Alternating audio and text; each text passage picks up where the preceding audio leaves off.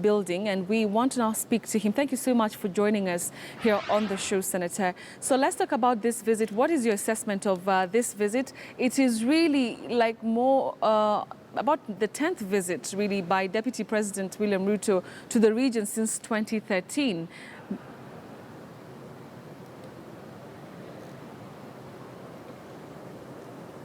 All right, if you can hear me, I'd like to hear your assessment on President Uhuru Kenyatta's tour of Nyamira and Kisii counties.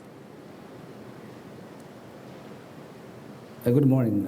First of all, my name, as you have put clearly, is Senator Kenneth Mungare, the party leader for the National Liberal Party and the presidential candidate. Secondly, the trip for President Uhuru Kenyatta to the region is not new. It's among the crusades, many crusades. I think this is the fourth feast to the region, and his deputy has been there almost 15 times. But all they're doing is the normal politicking, nothing of much interest to the people of the region. So I don't expect much in terms of votes for him, only that I expect him to explain to the people what he has done in terms of the stall loads, which they promised the people that they're going to improve. What has the Jubilee regime done on the 20,000 internally displaced persons who are languishing in poverty? So those are issues, among many issues I expect, but in terms of getting votes, I don't expect there is much. Now that the region will be enjoying the chance of electing their presidents from the region in the name of Senator Mungare. All right, let's talk about the inroads that Jubilee is seemingly making in the region. I mean, you cannot ignore the fact that, you know, the key leaders, including Chris Obure, who've defected to Jubilee Party. You also have Joseph Kiangoi, who's also moved to Jubilee. Doesn't that count for anything? For 1 vote, 2 votes, it can be of meaning. You know, the region, the Gusiiland region is basically an agricultural region. Our people do not believe in handouts. They believe in hard work. The roads which the president and the Jubilee regime had promised for the last 3 years, nothing's been done. For instance, the Chibirate-Ikonge-Mawawa road is stalled. The Kemera-Metamaya road, nothing's doing. The Kebirigo-Mosobet road, which the president launched over 14 months ago and promised the people of the region that I was in the presence of that meeting, and they say that he asked the contractor that the road was going to be done in 7 months. It's now 14 months. Nothing has been done. So those individuals who have defected, if you look at their political history, what do they have to offer? Those are individuals who are self-seekers. So if Jubilee wants 1 or 2 votes, they might get that. But that does not really mean that the people of the entire region will get the votes by virtue of 2 individuals. Let's talk about your scorecard as a senator in the region. You've said that, you know, the Jubilee administration really has not done too much to write home about. But you, as a county government, what is it that you can say that the people of Nyamira have benefited having you in office for the last 4 years? I've fought corruption heavily. I've fought the county government heavily. We've done our role in fighting the national government to send essentials to the people so that much of those monies and resources have been squandered by the county governor, who is the courtesy of ODM party. That's why I'm running for presidency, in the sense that both coalitions are riddled with corruption. They don't have anything to offer. I knew. We've also fought for the works to be done in terms of oversight.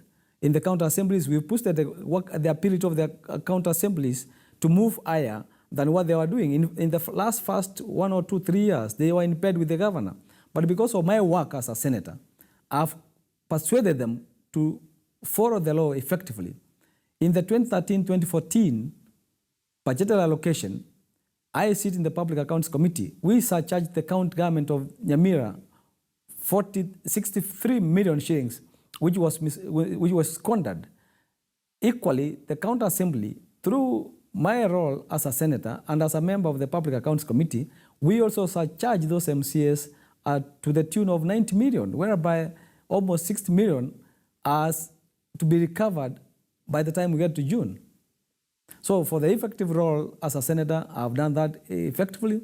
And you are aware that we've been having fights from the centrists, the Jubilee regime, and it is handlers in National Assembly. You are aware, I've tried to fight the Senate heavily, but we've tried to be focused, to lay the ground for the proper ground for devolution. Let's talk about your governor that you're saying has squandered funds, John Nyangarama. Is he coming back as the county governor? He has an uphill task because personally I believe in transparency. I believe in the effective use of the constitution. He has a huge task to getting back because he has to square out in his primaries in ODM, but virtually as the party leader of the National Liberal Party, I'm also going to field candidates countrywide. Nyamira is one case where I have to show that, I have to change the leaderships for effective use of the resources we send down the ground. Let's talk about you being the third force. You're talking about, being the third force in the presidential race. What is it that you feel you'll be able to give Kenyans that the Jubilee administration has not, and Raila Odinga and other people in the opposition cannot?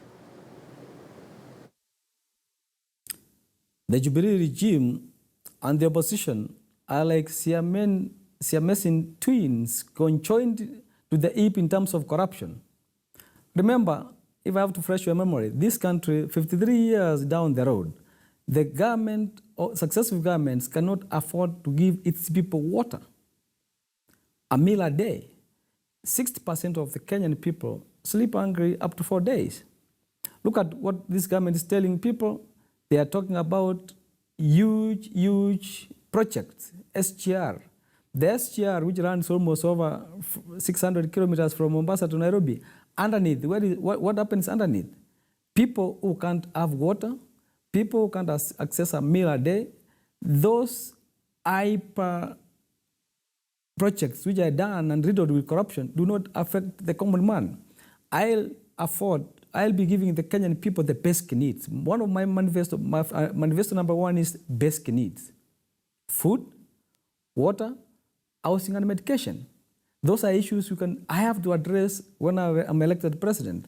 These regimes, for instance, the so-called opposition, lands half the country. Those counties are riddled with corruption as equal as the corruption in the Jubilee governed counties. I've had the courtesy to be sitting in the Public Accounts Committee for 4 years. And I'm the only presidential candidate who understands the dynamics and the resources, the way they're sent to the ground and the way they are stolen.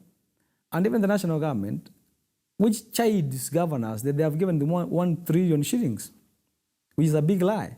They have only given counties up to date 700 billion. How much money has been kept in national government? Almost over 5 trillion, which nobody is speaking about.